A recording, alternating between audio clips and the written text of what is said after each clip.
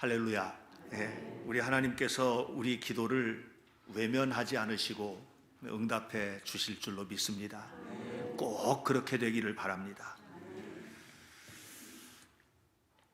사람은 누구나 다 내일을 기대할 때 오늘보다는 좀 더 나은 내일이었으면 좋겠다 하고 생각하게 되죠. 가능하다면 놀라운 영광의 날을 맞이했으면 좋겠다 하고 기대하게 됩니다. 우리들의 삶도 그렇고 또 우리들의 자녀들도 그렇고 저는 우리 성도들 한 사람 한 사람 모두 다 마음에 담고 이 삶을 살아가는 동안에 드러나는 이벤트들이 있잖아요. 예를 들면 입시라든가 취업이라든가 아니면 뭔가에 도전하는 일이라든가 새로 뭔가를 시작하는 것이라든가 등등 여러 가지 것들이 있는데 지금 제 마음에는 우리 허소영 집사나 최상미 성도가 긴급한 기도의 제목입니다. 내일은 좀 더 나았으면 좋겠다. 또 하루를 지나면 좀 더 나았으면 좋겠다. 이런 마음으로 기도하는데 이런 기도는 단순히 허소영이나 최상미를 위한 기도일 뿐만 아니라 우리 교회 어린아이까지 모든 성도들, 지금 외국에 유학가 있는 우리 아이들도 여럿 있잖아요. 그 아이들에게도 모두가 다 하나님의 풍성함을 누렸으면 좋겠다고 생각하는 게 목사로서의 제 간절한 기대이고 소망입니다. 꼭 그렇게 되기를 바랍니다. 그런데 사실 영광의 때를 우리가 누린다고 할 때 지금은 너무 행복해요, 너무 좋아요 하는 날만 계속됐으면 좋겠는데 살다 보면 또 그렇지가 않잖아요.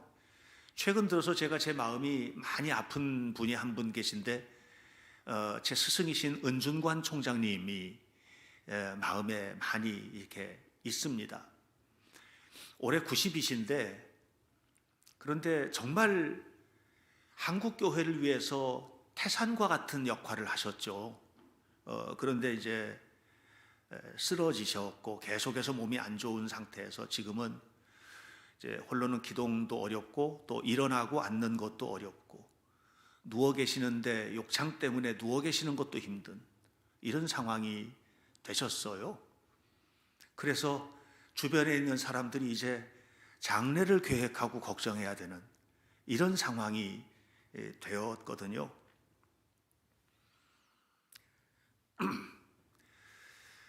가만히 살펴보면서 이 어른이 어디를 한번 가시면 구름대처럼 사람들이 몰려들어서 그 지식과 경험을 통해서 쏟아내는 강의의 은혜를 받고 또 설교의 깊은 은혜를 받고 이랬었거든요.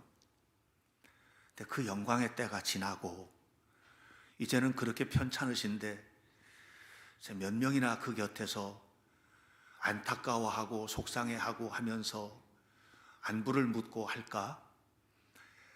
저 잘 모르겠어요. 그래서 그런 것들을 보면서 영원한 것은 아무것도 없구나. 전도서에 나오는 말이 하나도 틀린 말이 아니다. 나도 그렇게 될 것이고 여러분들도 다 그렇게 될 것이다 하는 그런 생각을 하게 되었습니다. 인간이 누리는 영광이라는 게 이렇게 부질없는 영광이라는 거예요. 영원한 게 없다는 거예요. 젊음도 영광이라면 휙 하고 지나가고 물질적인 누리는 것이 영광이라면 그것도 어느 순간에 무너지고 건강하게 사는 것이 영광이라면 어느 순간인가 전혀 건강하지 못한 상태에 서 있는 것을 보게 되고 이것이 인간이 누리는 영광이라는 거죠. 그런데 예수님은 우리가 영광을 누리는 것이 젊음, 건강, 부요함, 명예, 높아지는 것 그게 아니라 예수님이 누리는 영광은 조금 다르세요.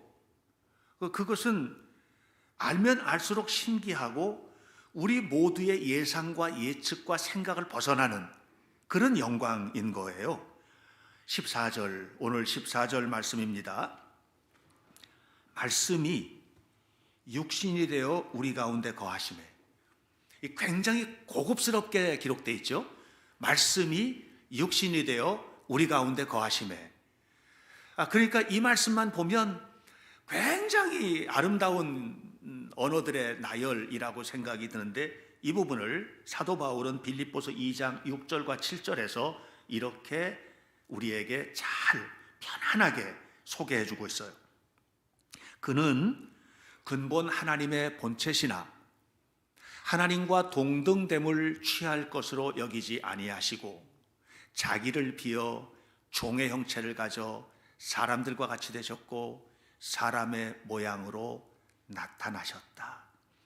그는 근본 하나님의 본체시나, 이 말은 무슨 말이냐 하면 말씀이 그 말이에요. 그런데 사람들과 같이 되셔서 종의 형체를 가지고 십자가에 달려 죽으실 때까지 순종하셨다는 말이 말씀이 육신이 되어 우리 가운데 거하심에 그 말이에요. 그런데 성경은 무슨 얘기하냐면 이게 영광이라는 거예요. 14절 계속 보시면 이렇게 말해요. 말씀이 육신이 되어 우리 가운데 거하심에 우리가 그 영광을 보니, 아버지의 독생자의 영광이요. 우리가 생각하는 것하고는 전혀 다르죠. 우리는 영광이 어떤 것이냐면 이렇게 높고 이렇게 빛나고 이렇게 고귀하고 이렇게 아름다운 것인데, 예수님이 누리는 영광은 뭐냐면 말씀이 육신이 되어 하나님이 인간이 되시고 초월자가 한계에 갇히시고 그리고 십자가에서 찢겨 죽으시고, 이게 영광이라면 아무도 그 영광을 따라갈 사람이 없을 것 같아요. 그런데 성경은 하나님이 누린 영광은 그것이었대요. 근데 이제 결론적으로 얘기하면 그렇게 하나님이 낮아지시고 찢겨주시고 그렇게 비천하게 되신 영광을 누린 이유는 여러분을 높여주시고 낮게 하시고 빛나게 하시고 위대하게 하시려는 거라는 거예요. 그러니까 하나님의 영광은 뭐냐면 여러분을 위해서, 여러분을 높이기 위한 영광이라는 거예요. 그래서 그 하나님께서 어디에 오셨느냐 하면 이 사이간자, 한자로 사이간자를 쓰는 세 가지 용어가 있는데, 시간, 공간, 인간, 이 세 가지가 하나님이 우리에게 오신 방식이에요. 영원하신 그분이 시간의 한계 속에 들어오셨어요. 시간의 한계는 뭐냐? 사람은 태어나면 죽는 한계에 갇혀서 살거든요. 영원히 사는 존재는 없어요. 그런데 바로 그 시간 속에 오셨다는 거예요. 공간, 하나님은 온 우주와 만물을 창조하셨어요. 그런데 우주와 만물의 입장에서 볼 때 먼지 털끝만도 못하게 작은 지구라는 이 공간 속에 오셨다는 거예요. 그리고 여러분 속에서 사셨어요. 인간들 사이에서. 하나님은 그런 분이 아니에요. 신은 그런 존재가 아니에요.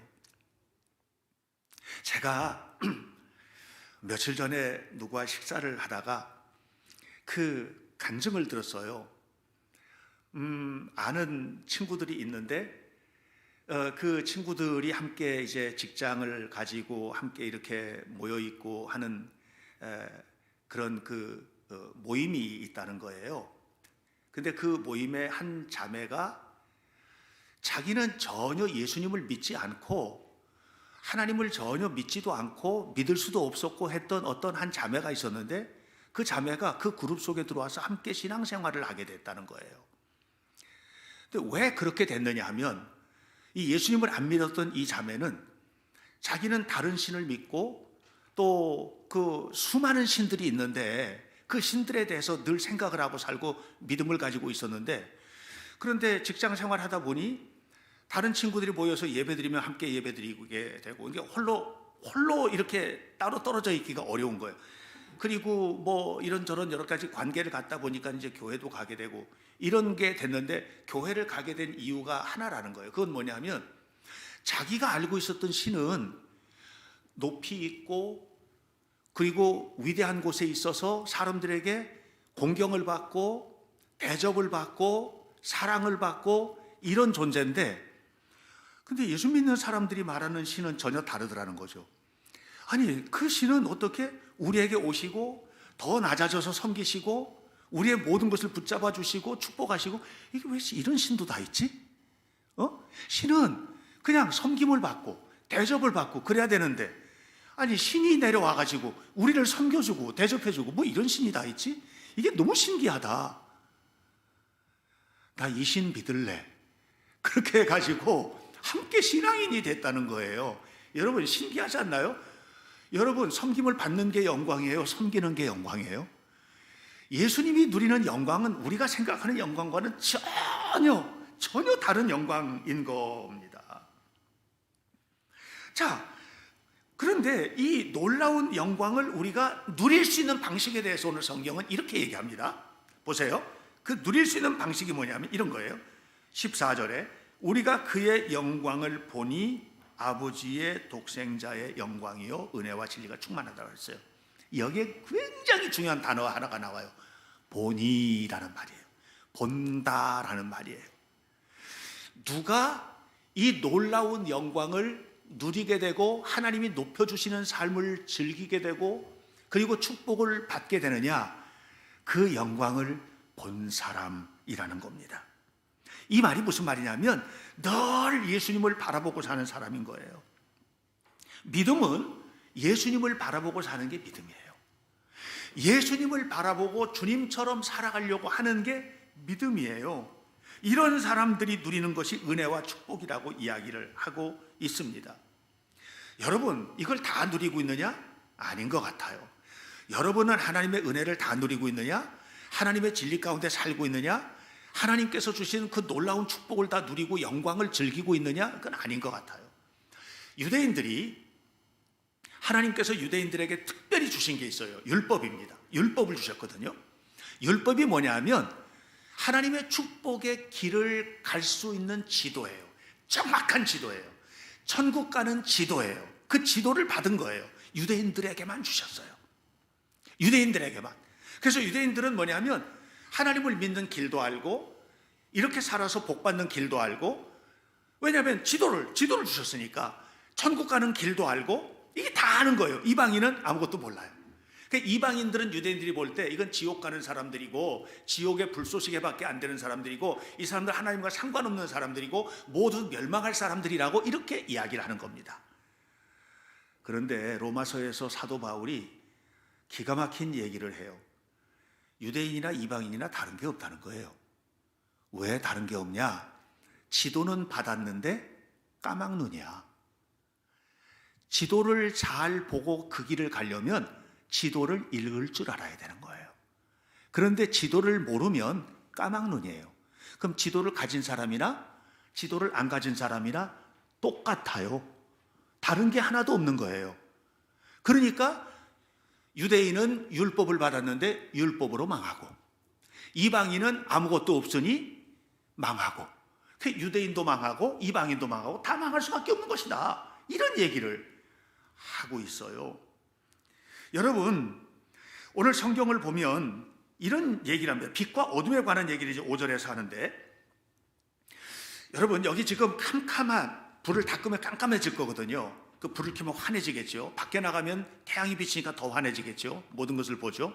이게 이제 빛 가운데 있다 이렇게 하는 겁니다. 우리가 불을 끄면 어둠이 되고 불을 켜면 빛이 되는 거는요, 여러분은 다 아셔요. 다 아시는 거예요.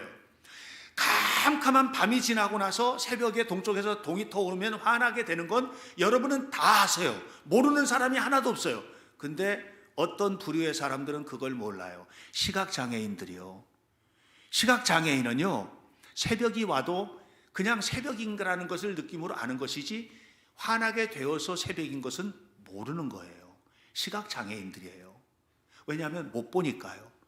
그런데 오늘 5절에서 성경은 이렇게 얘기합니다. 잘 보세요. 빛이 어둠에 비치되 어둠이 깨닫지 못하더라. 이건 우리의 영적 상태예요.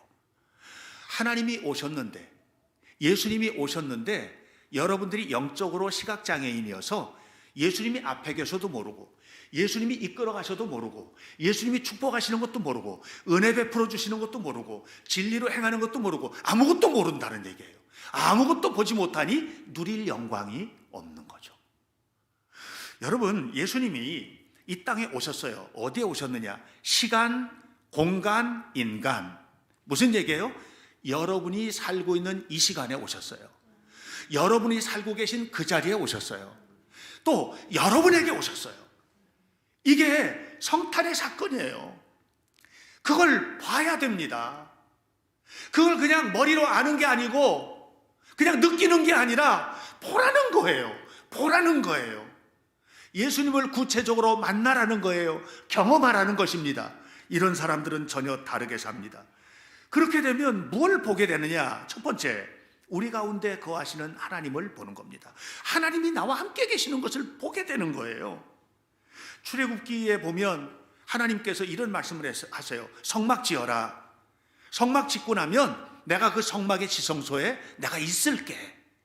그래서 이스라엘 백성들은 성막을 지어놓고요, 그 지성소 안에, 그 성막 안에, 그곳에 하나님이 함께 계시다는 것을 늘 보는 거예요. 거기에서 구름 기둥이 떠오르고 불 기둥이 떠오르고 이걸 보면서 눈으로 확인을 하는 거예요. 이스라엘 백성들은 하나님이 지금 우리와 함께 하시는구나, 하나님이 우리와 함께 하시는구나. 겁이 없어졌어요. 대적들이 쳐들어와도 겁이 없어졌어요. 왜? 하나님이 이겨주실 거니까. 이 보는 자가 누리는 특권입니다. 여호수아 2장 9절부터 10절을 보면 이스라엘 백성들이 가나안 땅으로 가지 않습니까? 가나안 땅 다 통과해서 여리고 성 앞에 섰습니다. 근데 여리고 성을 뚫고 가나안 땅을 가는 거예요. 여리고 성 앞에 섰어요. 이제 어떻게 해야 될까 하다가 여호수아가 정탐꾼 2명을 여리고 성에 정탐을 하게 합니다. 이때 이 두 사람이 가서 여리고 성을 정탐을 합니다. 정탐을 하고 나다가 그때 누구를 만나냐면 한 여인을 만나는데, 그 여인의 이름이 라합이라는 여인이에요. 기생이었어요. 예. 근데 이 라합을 만났을 때 이 라합이 2명의 정탐꾼에게 했던 말이 기가 막힌 얘기를 합니다. 여호수아 2장 9절부터 10절의 말씀이에요. 우리는 너희를 너무너무 두려워한다. 왜 두려워하느냐 하면 너희들의 하나님께서 저 이집트 땅에서 너희를 건져낸 일을 우리가 다 들었다. 홍해를 건넌 이야기도 다 들었다. 40년 동안 광야에서 너희 하나님이 너희를 어떻게 사랑하셨는지 다 들었다. 그래서 그 이야기를 들을 때 우리의 간담이 녹아져 내렸다. 우리는 너무 두렵다. 왜냐하면 너희에게는 하나님이 함께 하시는 것이, 그것 때문에 우리는 너무 두렵다. 이 얘기를 하는 거예요. 여러분, 예수님께서 이 땅에 오신 사건을 마태복음은 이렇게 기록을 합니다. 23절에서 1장 23절에서 처녀가 잉태하여 아들을 낳으리니 그 이름을 임마누엘이라 하라. 임마누엘은 하나님이 너와 함께 계신다는 말이다. 여러분, 성탄의 소식이 기쁨이 되는 이유는 뭐냐면 예수님이 저 옛날 2000년 전에 베들레헴에서 태어난 그분이 아니고요, 오늘 이 시간 속에, 오늘 내가 살고 있는 이 공간 속에, 그리고 나에게 임마누엘 하시는 사건이기 때문에요. 그런데 그분이 누구냐 하면 전능하신 하나님이라는 거예요. 그 하나님이 나와 함께 하시고 그 하나님이 내 삶 속에 이끌어 가시면 어떠한 경우에도 하나님 앞에 기도하고 하나님 앞에 맡기고 하나님 앞에 나아가면서 승리하는 은혜스러운 삶을 살아가시기를 주님의 이름으로 축원합니다.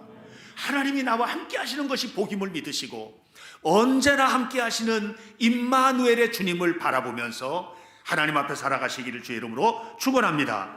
근데 그 하나님이 누구냐? 오늘 성경은 이렇게 말합니다. 은혜와 진리가 충만하신 분, 이렇게 이야기를 했어요. 은혜와 진리가 충만하신 분. 요한이 복음서를 기록을 하면서 성령에 강하게 사로잡혀서 요한복음을 기록합니다. 사도 요한이 요한복음을 기록해요. 근데 요한복음을 기록하면서 예수님이 누군가에 관한 이야기를 합니다.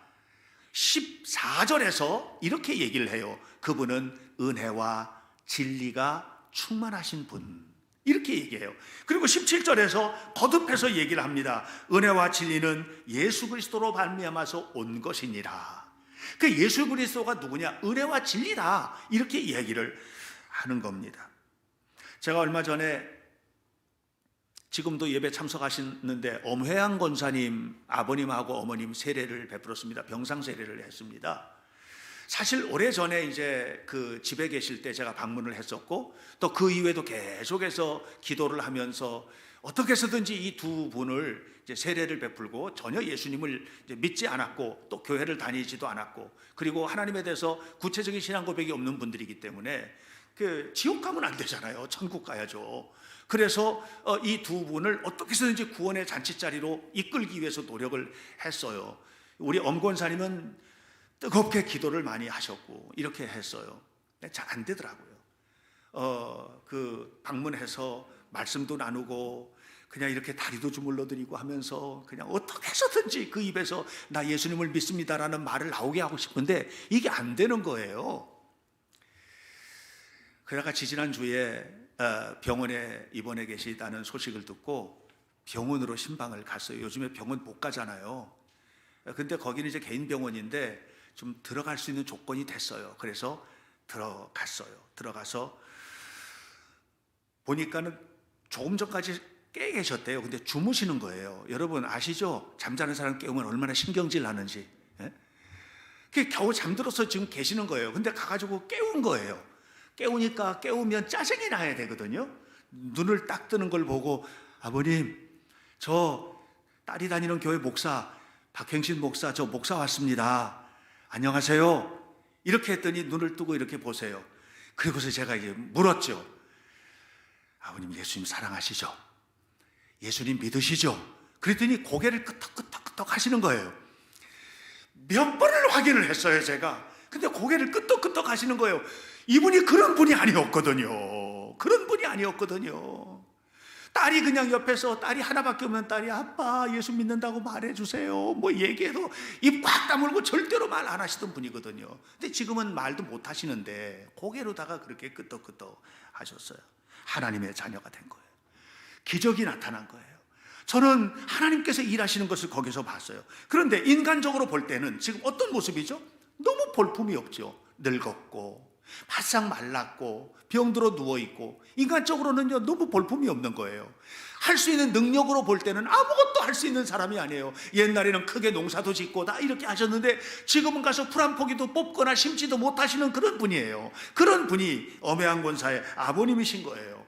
신앙적으로 볼 때는 어떤 분이에요? 하나님을 대적하던 사람이죠. 안 믿는 것은 대적하는 거예요. 이렇게 살았던 분이에요. 그런데 그분이 예수님을 믿었어요. 왠 줄 아세요? 하나님은 그분을 포기하지 않았거든요. 그분이 예수님을 믿은 게 중요한 게 아니고 하나님이 그분을 포기하지 않았다는 게 중요한 거예요. 이게 은혜입니다. 이게 은혜입니다. 여러분, 하나님은요 여러분을 포기하지 않으세요. 여러분은 믿는 길에서 벗어났다가 돌아오기도 하고 어떤 경우에는 멀리 벗어나서 아직 돌아오지도 않을 생각을 하고 계시는 사람들도 있고요. 또 살다 보면 하나님을 정말로 대적하는 사람도 있고 어떤 별별 사람들이 다 있지만 그러나 한 가지 여러분 아셔야 돼요. 하나님은 절대로 포기하지 않으십니다. 이게 은혜입니다. 진리는 뭐지? 진리는 여러분 우리가 이제 흔히 사람들하고 이렇게 살다 보면 저도 우리 아이들 교회 아이들 가르칠 때 질문을 좀 많이 했으면 좋겠어서 질문을 유도하는 경우들이 많아요. 이제 질문을 하다 보면 그 속에서 말이 나오고 또 대답을 하고 이렇게 하다 보면 아이들이 성장을 하거든요. 저 질문 많이 하는 아이들이 좋아요. 그 질문을 정말 많이 해야 돼요. 근데 그 질문은요 다 논리 정연한 질문을 하지는 않아요. 부모님들 아셔야 돼요. 아이들이 진짜 이상한 질문을 할 때 그 질문을 가지고 대화하셔야 돼요. 그렇게 하면서 아이들이 성장을 하는 거거든요. 그런데 이 질문은요 두 가지가 있어요. 하나는 뭐냐면 질문은 대답이 필요한 질문이 있어요. 그래서 질문은 대답을 요구해요. 대답을 해줘야 돼요. 그러나 위대한 질문은 대답하지 않고요 질문이 또 다른 질문을 낳아요. 질문이 또 질문하는 거예요. 이게 진짜 위대한 질문이에요. 그래서 질문하는 자가 스스로가 대답을 찾아가는 거예요. 이게 위대한 질문이거든요. 성경에 보면 요한복음 18장에 그런 얘기가 요한복음 18장에 38절에 빌라도하고 예수님 만나요. 빌라도가 예수님에게 질문을 해요. 뭐라고 질문하면 진리가 뭡니까? 이렇게 질문해요. 진리가 뭡니까? 그 예수님 대답을 해주셔야 되잖아요. 대답을 안 해주세요. 대답을 안 해주세요. 왜 대답을 안 하셨느냐? 여러분에게 예수님이 다시 묻는 질문이에요. 여러분이 진리가 뭔지를 아셔야 돼요. 진리라는 건 뭐냐? 영원히 변치 않는 가치예요. 세상이 바뀌고 역사가 바뀌고 시대가 바뀌고 사람이 바뀌고 별별 것들이 다 바뀌어도, 아니 우주가 홀딱 뒤집어져도 변하지 않는 유일한 가치, 이게 진리예요. 예수님밖에 안 계세요. 그 진리가 누구냐? 그러면 내가 진리다, 이거 빌라도가 이해 못하는 거죠. 여러분은 지금 믿으시잖아요. 예수님이 말씀하셨잖아요. 내가 길이고 진리고 생명이다 그러셨잖아요.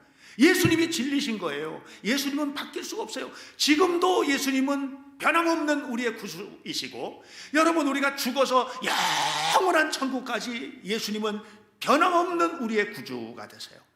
변함없는 진리는 그분이십니다. 결코 사라지지 않는 그분. 그분을 만나서 그분에게서 누리는 것이 은혜예요. 주님은 사람을 차별하지 않고 베풀어 주세요. 세상은 차별합니다. 그러나 하나님은 차별하지 않습니다. 절대적으로 하지 않습니다. 주님을 만난 사람은 그래서 유능함을 주님으로부터 허락받게 되는 거예요. 왜냐하면 하나님의 사랑을 너무나 깊이 받는 것을 느끼기 때문에 그래요. 이게 은혜입니다. 진리이신 주님이 베풀어 주시는 은혜, 이 은혜가 여러분 삶에 가득하게 되길 바라요.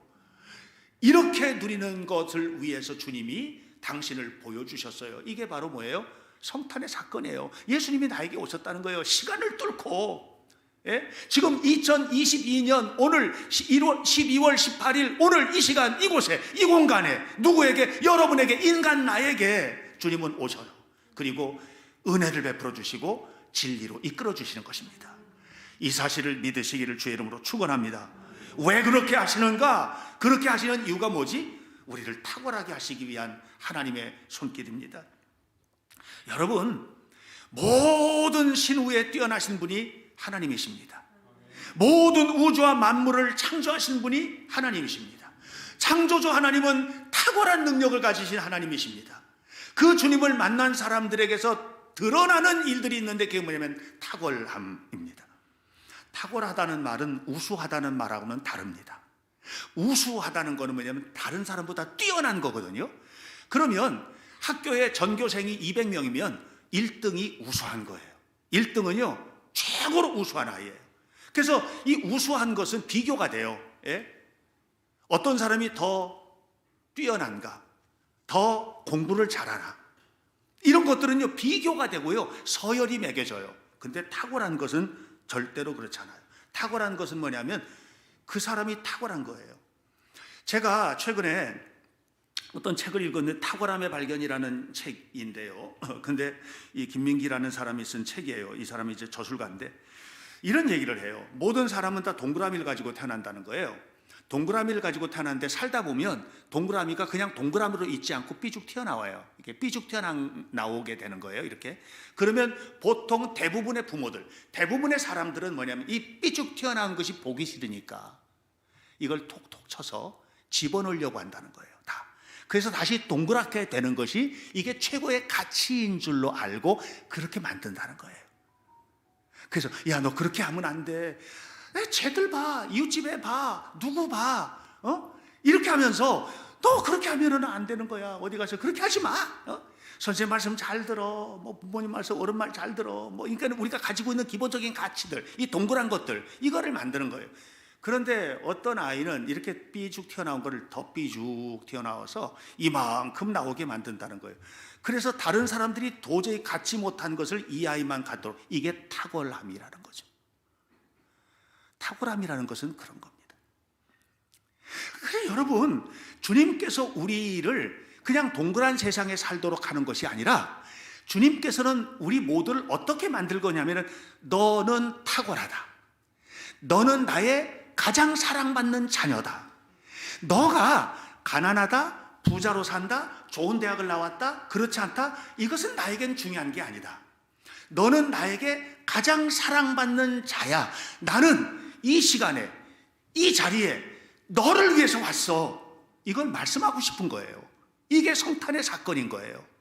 그러므로 예수님을 진짜로 영접한 사람은요, 자기가 하는 일에 대해서 자신감을 갖게 되고 자기가 하는 일에 대해서 보람을 느끼게 되고, 그렇다고 해서 뭐 못한 것 가지고 그냥 사람 이 사람 치고 저 사람 치고 해가지고 이게 아니라 정말 탁월하게 섬기고 탁월하게 봉사하고 탁월하게 헌신하고 탁월하게 살아가고, 하나님이 나를 도와주시면 내가 열심히 살아서 최고로 하나님께 영광을 돌리게 되는 이런 마음을 가지고 헌신하며 살아가게 된다는 것입니다. 여러분, 그러므로 여러분들이 하나님 앞에서 살아갈 때 탁월하게 되는 것은 주님의 은혜입니다.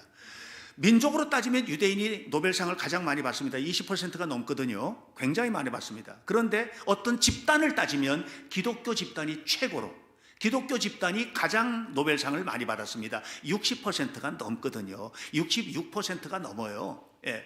그 유대인들보다도 훨씬 많은, 왜 그럴까? 그건 탁월함에 있다. 왜? 주님은 주님 앞에 간절히 사모하고 최선을 다하여 노력하는 사람을 탁월하게 해주시니까, 그걸 위해서 오셨기 때문에 여러분들은 그 탁월함을 누리게 되시기를 주의 이름으로 축원합니다. 야곱에게는 12아들이 있었습니다. 12아들 중에서 형들이라든가 이런 우수하죠. 양치는 방법도 요셉보다 더 잘 알고 모든 것이 다 뛰어났습니다. 그런데 요셉은 탁월했어요. 형들처럼 양을 잘 치지도 못했고 또 어디 가면 목초지가 많은 것도 몰랐지만, 요셉은 자기가 가지고 있는 꿈이 있었어요. 이 꿈을 탁월하게 발전시켰고, 그리고 그가 결국은 위대한 사람이 되었습니다. 그 방식에 대해서는 우리는 여기서 정답을 얘기해 줄 수 있는 자리가 아니잖아요. 여러분의 자녀들, 여러분 스스로, 또는 우리가 살아가고 있는 사회, 우리 교회의 자녀들을 어떻게 탁월하게 만들어 갈 거냐라고 하는 것은 하나하나 사람이 1000명이면 1000명에게 탁월함은 다 다르기 때문에 이것은 일정하게 설명해서 이야기할 수는 없어요. 그러나 분명한 것은 하나님은 아신다. 그래서 부모는 기도하는 일을 게을리해서는 안 되고, 하나님의 말씀을 통해서 최선을 다해서 양육하고, 또 저는 우리 교회 성도들 모두가 다 탁월하게 이 땅을 살아가는, 물론 살다 보면 힘든 일도 만나고 우울한 순간도 오고 또 고통스러운 자리도 오고 병도 들고 힘든 순간들도 오지만, 그 어떤 순간에도 하나님을 향한 믿음의 길을 저버리지 않고 그 길을 걸어가면서 결국 하나님이 세워주고 싶은 그 자리에 서는 거, 이거는 하나님과 여러분 사이의 관계예요. 하나님과 여러분 사이의 관계예요. 이 관계를 여러분 누리게 되시기를 주님의 이름으로 축복합니다. 우리는 우리 스스로를 구원할 능력이 없습니다. 그 역도 선수들을 보면 엄청나게 200kg도 넘는 어마어마한 역기를 들어서 올립니다. 이렇게 올립니다. 그래서 올림픽에서 금메달을 따거든요. 근데 200kg도 넘는 그걸 들어 올리는 사람의 몸무게는 200kg이 안 되는데요, 자기 몸뚱이는 자기 스스로 못 들어요. 무슨 말인지 알겠어요? 인간은 자기 스스로가 자기를 극복할 수 있는 능력이 한계가 있는 존재입니다. 그래서 시간에 갇히고 공간에 갇히고 인간관계에 무너지고 이렇게 사는 겁니다. 그런데 하나님은 여러분을 세우기를 원하십니다. 필연적으로 우리가 이 시간을, 그리고 이 공간 속에서 우리가 살고 있는 삶의 자리 속에서, 그리고 인간관계 속에서 수많은 제약을 받고 어려움을 당하고 힘든 일을 만나지만, 하나님을 만난 사람은 이 시간을 뛰어넘어 나는 영원한 생명을 가진 사람이고, 어디를 가든지 하나님은 나와 함께 계시고, 그리고 모든 사람은 하나님이 나를 위해서 보내주신 특별한 선물임을 믿고 이렇게 살아가기 때문에 승리가 되는 거예요.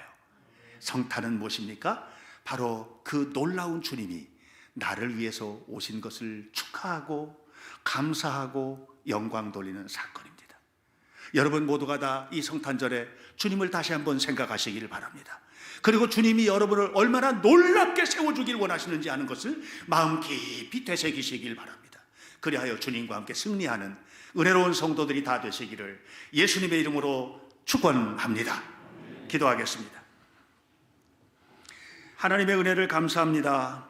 생명을 주신 주님께서 우리에게 베풀어 주신 놀라운 것들을 기억하며 하나님의 능력으로 승리하고 하나님의 은혜로 위대해지며 하나님과 함께 아름답게 살아가는 행복한 그리스도인들, 복된 주의 자녀들이 되도록 우리 한 사람 한 사람을 붙잡아 주옵소서.